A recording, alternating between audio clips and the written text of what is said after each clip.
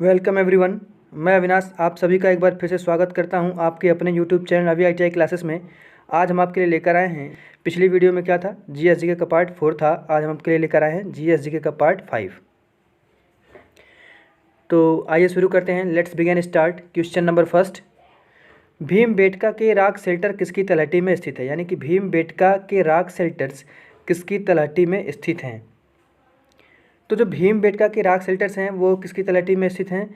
Vindhya range के, विंध्य जो पर्वत है, ठीक है। भीमबेटका की जो गुफा है वो कहाँ है? भारत के मध्य प्रदेश प्रांत के रायसेन जिले में स्थित है।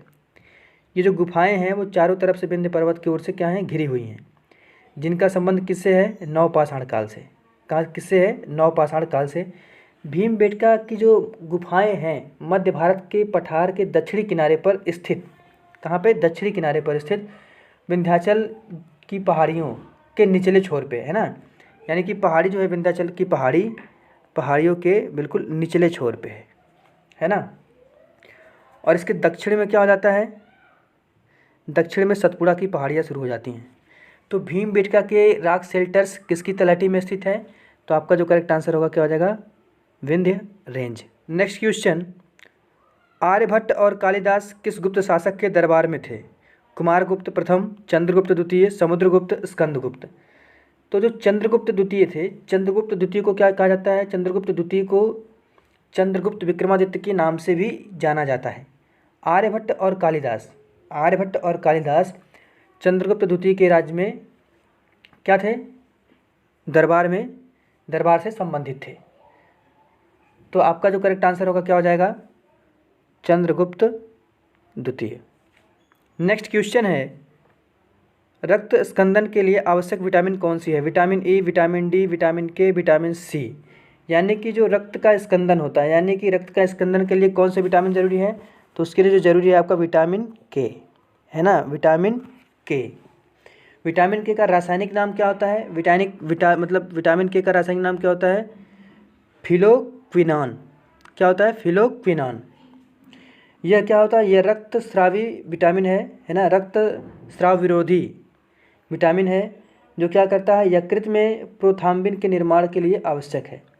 मानव शरीर में इस विटामिन की कमी से क्या होता है? मानव शरीर में विटामिन K की कमी से क्या होता है? रक्त का थक्का नहीं बनता, जिससे रक्त का स्राव बहुत अधिक मात्रा में होता है। अच्छा, यह किस में प्रचुर मात्रा में पाया जाता है? यह हरे पत्तेदार सब्जियों में, टमाटर में, पनीर में प्रचुर मात्रा में पाया जाता है। तो रक्त स्कंदन के लिए आवश्यक विटामिन कौन सी है? Vitamin K। अच्छा, विटामिन की बात आ गई तो विटामिन से हम देखेंगे कि कौन से विटामिन ऐसे हैं जो जल में घुलनशील हैं और कौन से विटामिन ऐसे हैं जो वसा में घुलनशील हैं। देखिए, जल में घुलनशील कौन से विटामिन नहीं हैं? यानी कि K, E, D, A, ये जो विटामिन है ये आपके वसा में घुलनशील विटामिन है, ठीक है। K, E, D, A है ना, K, E, D, A जो विटामिन है ये आपका वसा में घुलनशील है। और जल में घुलनशील विटामिन कौन सा है? तो आपका विटामिन C है, विटामिन B है। नेक्स्ट क्वेश्चन है, नेफ्रॉन संबंध है, यानी कि नेफ्रॉन का संबंध किससे है? तो नेफ्रॉन का जो संबंध है उत्सर्जन तंत्र से होता है। प्रत्येक नेफ्रॉन एक क्या होता है? एक मैलपिघी काय से बना होता है, जो कि एक बोमेन संपुट तथा रुधिर कोशिकाओं के जाल से मिलकर बना होता है। नेफ्रॉन को वृक्क की संरचनात्मक और कार्यात्मक इकाई के रूप में जाना जाता है। वृक्क के संरचनात्मक एवं कार्यात्मक इकाई के रूप में जाना जाता है। यानी कि नेफ्रॉन संबंध है किससे? तो आपका जो नेफ्रॉन संबंध है उत्सर्जन तंत्र से। जो करेक्ट आंसर होगा क्या होगा? उत्सर्जन तंत्र। नेक्स्ट क्वेश्चन है, अग्न्याशय द्वारा स्रावित एंजाइम है। तो अग्न्याशय द्वारा जो पैनक्रियाज द्वारा जो क्या है स्रावित एंजाइम है वो आपका कौन सा है? ट्रिप्सिन। आपका जो करेक्ट आंसर होगा क्या हो जाएगा? ट्रिप्सिन। देखिए, पैनक्रियाज यानी कि अग्न्याशय जो है मानव शरीर की दूसरी सबसे बड़ी ग्रंथि है। क्या है? दूसरी सबसे बड़ी ग्रंथि है। और इससे क्या होता है? अग्न्याशय रस निकलता है, जो पाचन के लिए लाभदायी एवं उत्तरदायी होता है, ठीक है। अग्न्याशय जो रस होता है इसमें 3 प्रकार के एंजाइम पाए जाते हैं। एक तो आपका ट्रिप्सिन पाया जाता है, फिर एमाइलेज पाया जाता है, फिर लाइपेज पाया जाता है, ठीक है। तो याद रखिएगा कौन कौन सा पाया जाता है। एक तो आपका ट्रिप्सिन हो गया, दूसरा है एमाइलेज,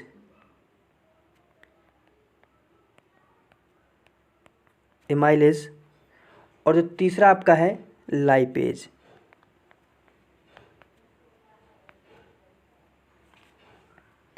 ट्रिप्सिन क्या होता है? ट्रिप्सिन यह प्रोटीन एवं पेप्टोन को पॉलीपेप्टाइड तथा अमीनो अम्ल में परिवर्तित करता है। तो अग्न्याशय द्वारा स्रावित एंजाइम है कौन सा? ट्रिप्सिन। नेक्स्ट क्वेश्चन, 5 मीटर प्रति सेकंड की गति से गतिशील 22 किलोग्राम वजन वाले वस्तु की गतिज ऊर्जा कितनी होगी? 275 जूल, 110 जूल, 1100 जूल, 2750 जूल। तो देखिए काइनेटिक एनर्जी क्या होती है? काइनेटिक एनर्जी का जो फार्मूला होता है वो क्या होता है आपका? देखिए इसमें दे क्या रखा है? मीटर पर सेकंड, यानी कि वेलोसिटी दे रखा है। कितना है? v इक्वल टू 5 मीटर पर सेकंड, है ना। फिर आपका m दे रखा है, यानी कि मास की वैल्यू दे रखी कितनी? 22 kg। तो काइनेटिक एनर्जी का जो फार्मूला होता है वो क्या होता है? Half m into v square. तो यहाँ से बहुत ही आसान कॉन्सेप्ट है, कुछ करना नहीं है, वैल्यू को फार्मूले में पुट कर देना है। तो वैल्यू को अगर हम फार्मूले में पुट करेंगे तो क्या आ जाएगा? हाफ, मास की वैल्यू कितनी है? 22, वेलोसिटी कितनी है? 5, तो स्क्वायर है तो यानी कि 5 2 टाइम्स। अब जब हम इसको सॉल्व करेंगे तो वैल्यू हमारी क्या आ जाएगी? 2 से 22 कटेगा 11, यानी कि जो वैल्यू आएगी क्या आएगी? 11 मल्टीप्लाई 25। जब पूरे का मल्टीप्लाई करेंगे तो जो वैल्यू आएगी कितनी आएगी? 275 जूल। तो आपका जो करेक्ट आंसर है क्या हो जाएगा? 275 जूल। नेक्स्ट क्वेश्चन है, ऑपरेशन फ्लड का संबंध किस कथन से है? ऑपरेशन फ्लड का जो संबंध है वो किस कथन से है? फसलें उगाने और पशुपालन से, सिंचाई की सुविधाओं का प्रबंध, बाढ़ नियंत्रण के उपाय, दूध का उत्पादन, संग्रहण, प्रसंस्करण और विपणन। तो जो ऑपरेशन फ्लड का संबंध है वो किससे है? दुग्ध के उत्पादन से, संग्रहण, प्रसंस्करण और विपणन से। तो आपका जो करेक्ट आंसर है क्या हो जाएगा? Option number D. देखिए कभी कभी दूध से पूछ लेता है ऑपरेशन फ्लड। ऑपरेशन फ्लड किससे संबंधित है? दूध से, ठीक है। किससे है? दूध से। दूध के लिए एक क्रांति चलाई गई थी जिसका नाम था श्वेत क्रांति। श्वेत क्रांति। अच्छा एक बार ये भी पूछता है प्रश्न कि जो श्वेत क्रांति के जनक है ना, वो कौन है? तो कौन है? Doctor Verghese Kurien.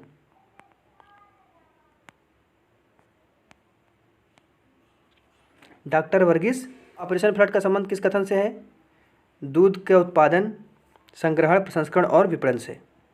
Next question है, ग्लिम्पसेस ऑफ वर्ल्ड हिस्ट्री पुस्तक किसने लिखा था? तो ग्लिम्पसेस ऑफ वर्ल्ड हिस्ट्री पुस्तक जो है जवाहरलाल नेहरू ने लिखी है। किसने?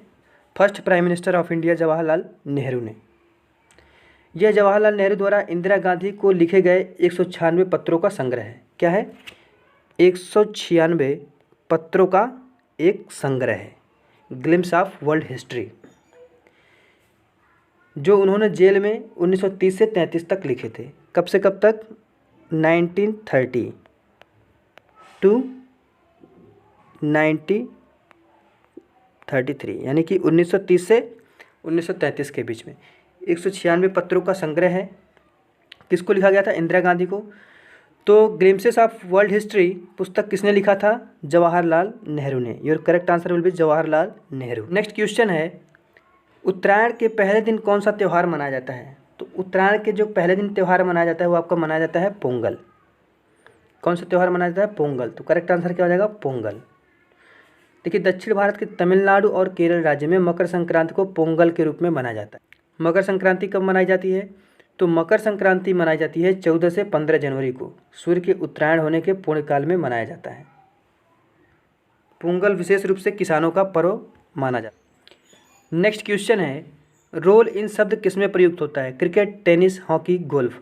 तो आपका जो करेक्ट आंसर हो जाएगा वो क्या हो जाएगा? हॉकी। रोल इन जो शब्द है वो किस खेल से जुड़ा है? हॉकी से। हॉकी खेल से कुछ जुड़े महत्वपूर्ण जो शब्द हैं उनको हम देखते हैं थोड़ा सा। हॉकी से जुड़े कुछ महत्वपूर्ण शब्द क्या हैं? जैसे scoop, undertaking, bully, half volley, push in, full bank इत्यादि। क्रिकेट से जुड़े कुछ शब्द chinaman, LBW, pop crease, dead ball इत्यादि। तो आपके इस प्रश्न का जो करेक्ट आंसर है क्या होगा? हॉकी। क्वेश्चन नंबर 11 इज दुनिया में सबसे बड़े मुहाने का मैंग्रोव वन कहाँ स्थित है?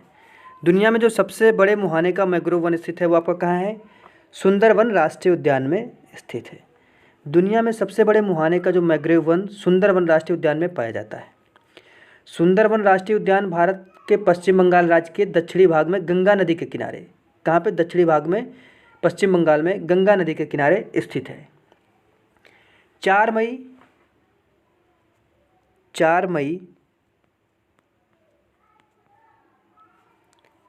1984 4 मई 1984 को इसी राष्ट्रीय उद्यान घोषित किया गया था। यह मैंग्रोव के वृक्षों और रॉयल बंगाल टाइगर के लिए सबसे ज़्यादा संरक्षित क्षेत्र है। तो दुनिया में सबसे बड़े मुहाने का मैंग्रोव वन कहाँ स्थित है? सुंदरवन राष्ट्रीय उद्यान। नेक्स्ट क्वेश्चन, जैव आवर्धन बायोमैग्निफिकेशन निम्नलिखित में से किस विषैले पदार्थ से सुविधित? तो जो बायोमैग्निफिकेशन है, बायोमैग्निफिकेशन जिन विषैले पदार्थों के लिए सुविधित है उसमें कौन कौन सा है? आपका एक तो पारा हो गया, सेकेंड आपका है DDT, BHC,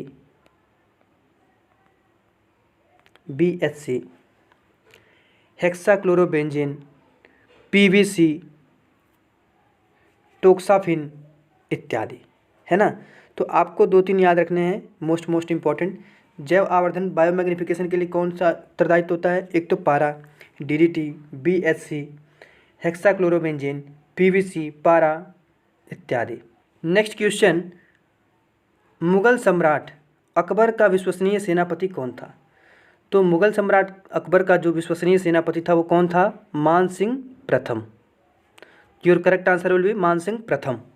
next question, Salim Chishti की दरगाह किस में स्थित है? यानी कि जो सलीम चिश्ती की दरगाह है किस में स्थित है? हुमायूं के मकबरे में, फतेहपुर सिकरी में, ग्वालियर का किला, आगरे का किला।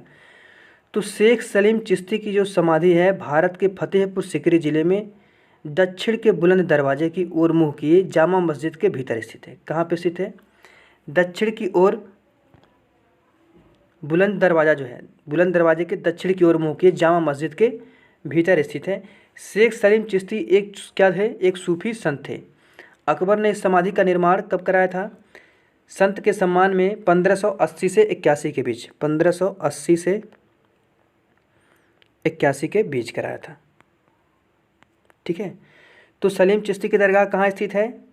फतेहपुर सिकरी में। इससे बहुत ही इंपॉर्टेंट प्रश्न पूछे जाते हैं परीक्षाओं में कि फतेहपुर सिकरी में जो बुलंद दरवाज़ा है ना, तो उसका जो निर्माण कराया था किसने कराया था? तो किसने कराया था? अकबर ने कराया था। और नेक्स्ट क्वेश्चन इज लेना नदी किस देश से होकर बहती है? तो लेना जो नदी है चीन, USA, रूस, ब्राज़ील। तो जो लेना नदी है वो कहाँ से होकर बहती है? वो आपकी रूस से होकर बहती है। लेना नदी रूस में प्रवाहित 3 प्रमुख साइबेरियन नदियाँ जो आर्कटिक सागर में मिलती हैं में सबसे पूरब में स्थित है। यह विश्व की 11वीं सबसे बड़ी एवं एशिया में तीसरी सबसे बड़ी नदी है। कौन सी? विश्व की लेना नदी कौन सी? विश्व में 11वें नंबर पे और एशिया में, एशिया महाद्वीप में तीसरे नंबर पे सबसे बड़ी नदी है। कहाँ बहती है? रूस में। तो करेक्ट आंसर क्या हो जाएगा? रूस। नेक्स्ट क्वेश्चन, कौन सा तत्व पृथ्वी के परपटी के द्रव्यमान का 46.6% बनाता है? काफ़ी अच्छा क्वेश्चन है, मोस्ट इंपॉर्टेंट क्वेश्चन। देखिए, इसकी जो औसत मोटाई 30 किलोमीटर मानी जाती है। पृथ्वी की जो भूपर्पटी जिसको क्रस्ट बोलते हैं हम लोग, है ना, क्रस्ट, तो क्रस्ट का जो भाग है इसकी मोटाई कितनी मानी जाती है? 30 किलोमीटर तक मानी जाती है ना। अन्य स्रोतों के अनुसार क्रस्ट की मोटाई 100 किलोमीटर बताई जाती है, लेकिन पृथ्वी के परपटी को 2 भागों में विभाजित किया गया, ऊपरी और निचली। ऊपरी एवं निचली भागों के बीच क्या है? घनत्व संबंधी असमंजसता कोनराड असमंजसता कहलाती है। पृथ्वी के परपटी का जो निर्माण है, निर्माण में मुख्यतः कौन कौन से चीज़ लगते हैं? जैसे कौन कौन से चीज़ हैं? तो मुख्यतः निर्माण में क्या है? सिलिका है, एल्युमिनियम है ना, इसीलिए इसे सेल परत भी कहा जाता है। फिर भी पृथ्वी के क्रस्ट जो है, क्रस्ट का जो भाग है उसमें ऑक्सीजन का भाग सर्वाधिक है। जो पृथ्वी का जो क्रस्ट है यानी कि परपटी वाला भाग है उसमें ऑक्सीजन का परसेंटेज सर्वाधिक है। कुछ तत्व हैं जिनका अनुपात निम्न प्रकार होता है, जैसे 46.0% क्या होता है आपका, ऑक्सीजन होता है ना। फिर सिलिकॉन कितना होता है, सिलिकॉन आपका होता है 28%। फिर आपका ऐसे एल्युमिनियम आ जाता है, एल्युमिनियम कितना होता है 8%। फिर आपका लोहा आ जाता है, लोहा कितना होता है 6%। मैग्नीशियम में आ जाता है, कितना परसेंट होता है 4%। और कैल्शियम कितना होता है 2.4%। तो कहने का मतलब ये कि जो क्रस्ट का निर्माण होता है उसमें सबसे ज़्यादा मात्रा में क्या होता है, ऑक्सीजन। उसके बाद सिलिकॉन है, फिर एल्युमिनियम है, फिर आयरन है, फिर मैग्नीशियम है, फिर आपका कैल्शियम है। तो इसका मात्रा कितना होता है ऑक्सीजन का 46%। तो इस प्रश्न का जो करेक्ट आंसर होगा क्या हो जाएगा, ऑक्सीजन। नेक्स्ट क्वेश्चन, यदि कोई देश अपनी मुद्रा का अवमूल्यन करता है तो निर्यात सस्ता तथा आयात महंगा हो जाता है, निर्यात महंगा तथा आयात सस्ता हो जाता है, निर्यात मूल्य आयात मूल्य के बराबर हो जाता है, निर्यात तथा आयात पर कोई प्रभाव नहीं पड़ता। तो मुद्रा के अवमूल्यन से निर्यात सस्ता हो जाता है, आयात महंगा हो जाता है ना। कहने का मतलब मुद्रा का जब अवमूल्यन होता है तो क्या होता है, निर्यात सस्ता, यानी कि जब मुद्रा यानी आपके जो देश की मुद्रा है अगर उसका वैल्यू गिर जाता है तो आपका जो निर्यात है ना, यानी कि जिस चीज़ को आप बेचेंगे वो क्या हो जाता है, सस्ती हो जाती है, और जो चीज़ आप खरीदेंगे तो वो आपके लिए क्या हो जाती है, महंगी हो जाती है। तो यदि कोई देश अपनी मुद्रा का अवमूल्यन करता है तो क्या होगा, निर्यात सस्ता तथा आयात महंगा हो जाता है। नेक्स्ट क्वेश्चन, इनमें से कौन सा एक रासायनिक परिवर्तन है। कार्बन, देखिए मक्खन का खट्टा होना, कार्बन डाइऑक्साइड सूखी बर्फ बनना, एक प्लेटिनम तार का गर्म होना, लोहे का चुंबकीयकरण। तो आपका जो है केमिकल परिवर्तन क्या है, केमिकल चेंज क्या है, वे परिवर्तन जिनमें नए पदार्थ बनते हैं रासायनिक परिवर्तन कहलाते हैं, है ना। यह एक क्या है, अनुत्क्रमणीय प्रक्रिया है। रासायनिक क्रिया उसी पदार्थ में परिवर्तित नहीं होती, क्या है, रासायनिक जो क्रिया है उसी पदार्थ में परिवर्तित नहीं होती, यानी कि जो पदार्थ आपका पहले से है रासायनिक क्रिया के बाद सेम उसी पदार्थ में परिवर्तित नहीं होती है। जैसे मक्खन का खट्टा होना, कागज़ का जलना, लोहे में जंग लगना इत्यादि। तो आपका जो करेक्ट आंसर है वो क्या हो जाएगा, मक्खन का खट्टा होना। नेक्स्ट क्वेश्चन है, इनमें से कौन सा एक वेब ब्राउज़र नहीं है, इनमें से कौन सा एक वेब ब्राउज़र नहीं है। तो वेब ब्राउज़र कौन सा नहीं है, क्रोम देखिए आपका एक वेब ब्राउज़र है, फायरफॉक्स भी एक क्या है, वेब ब्राउज़र है, सफारी भी आपका एक वेब ब्राउज़र है, ठीक है। जबकि लिनक्स क्या है, लिनक्स एक ऑपरेटिंग सिस्टम है। तो आपका करेक्ट आंसर क्या हो जाएगा, लिनक्स। नेक्स्ट क्वेश्चन है, भारतीय नागरिकता किसके द्वारा दी जाती है, यानी कि भारतीय जो नागरिकता है वो किसके द्वारा दी जाती है। तो भारतीय जो नागरिकता है वो भारत के राष्ट्रपति के द्वारा दी जाती है। किसके द्वारा दी जाती है, भारत के राष्ट्रपति के द्वारा दी जाती है। भारतीय नागरिकता का जो प्रावधान है संविधान में वो अनुच्छेद कितना है, अनुच्छेद 5 से लेके 11, अनुच्छेद 5 से 11 में दिया गया है।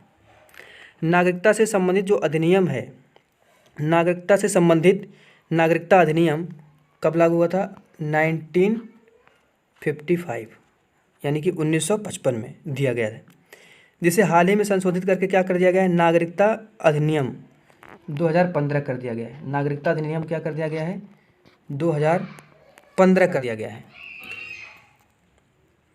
तो भारतीय नागरिकता किसके द्वारा दी जाती है, भारत के राष्ट्रपति द्वारा दी जाती है। तो करेक्ट आंसर क्या हो जाएगा, भारत के राष्ट्रपति द्वारा। आज के लिए इतना ही, फिर हाजिर होंगे नए वीडियो के साथ। जय हिंद।